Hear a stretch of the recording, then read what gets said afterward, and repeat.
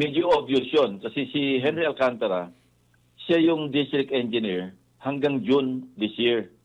Noong June, siya ipinromote ni Secretary Bonoan through Yusek Bernardo. No? Dahil si Yusek Bernardo, siya yung Undersecretary for Operations. Ang kanyang AOR, Area of Operation, Responsibility, Luzon, buong Luzon, except Regions 1, 2, at saka yung CAR. So siya yung nakapagpa-appoint dito kina Alcantara at iba pa mga district engineers sa iba't ibang distrito.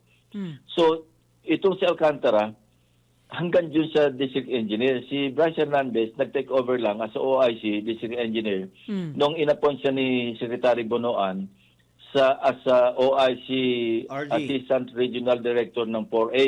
Oo. So bago pa lang si Hernandez na nagdi-district engineer na OIC. Pero sila talaga yung magkakasama. Nakita niyo naman doon sa aking privilege speech sa mga BGC boys. Talaga magkakasama sila, isang team sila sa kalokohan. Magkakasama sila nagkakasino. Magkasama sila sa picture na pagka dumarating yung pera, magkakasama sila doon. Kaya maliwanag na talaga isang team sila.